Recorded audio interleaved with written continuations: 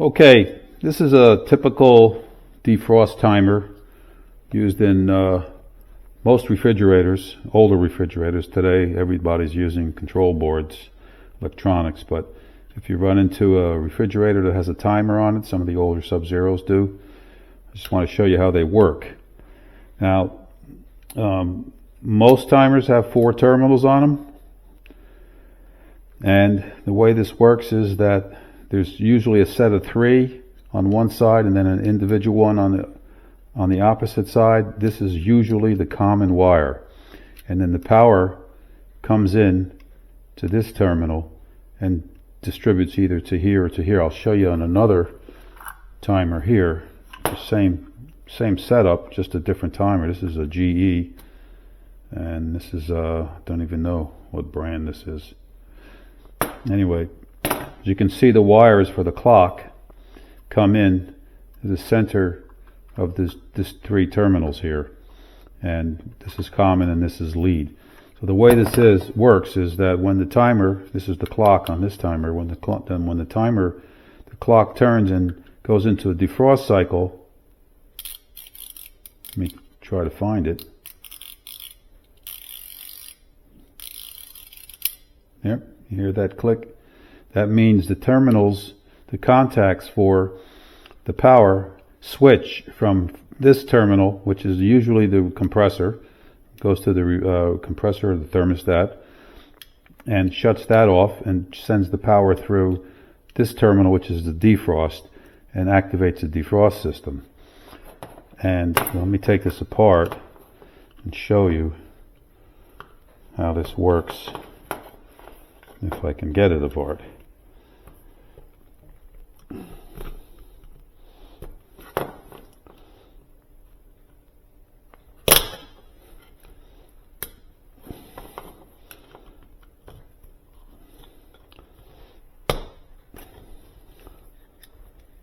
There's a couple of tabs on here. There's another one over here.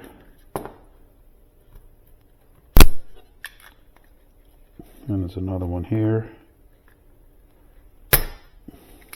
Okay, so now this is your clock. This is the motor. Turns that little gear, which turns this gear, and the clock is powered through these terminals here. This one and this one. This is the lead and this is the common, so that the clock is on all the time. So now I just turned this and put it into a defrost.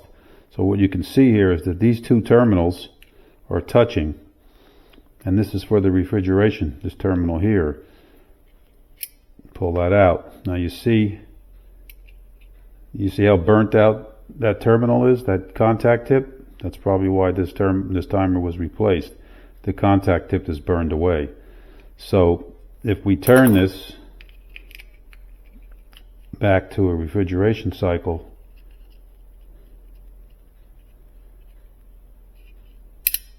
oh, just missed it. Let me do it again.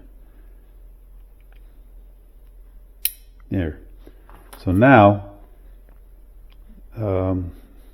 actually that's on defrost. Let's see.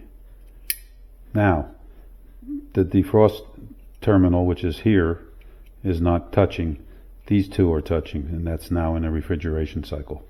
So that's how timers work. The clock just turns, and as it turns, it operates the contact points like that. It switches it back on. So as you can see, these are burnt out. That's why this timer was replaced. Now on this timer here, which is basically the same thing, and this has rivets on it. I don't want to take this apart. I think this is new.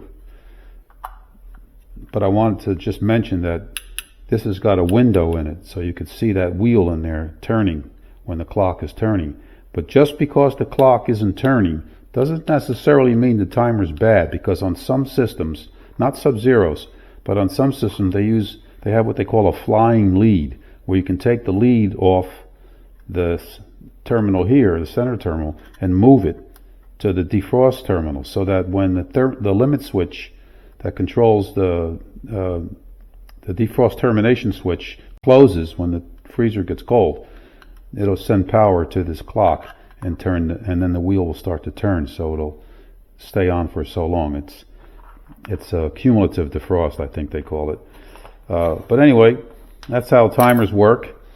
They're fairly simple to change, and this is the old style. These are the new things today that are coming out, and they're all plastic, but they do work. And so if you ever run into a bad timer, sometimes you can just put your ear up to it, put it by your ear and hear if the clock is turning.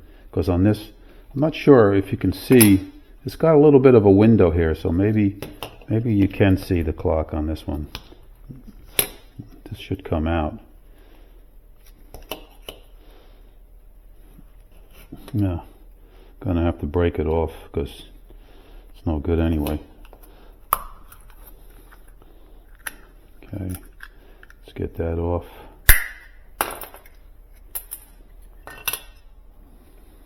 Okay, here's all the mechanisms in there. Look how tiny that is.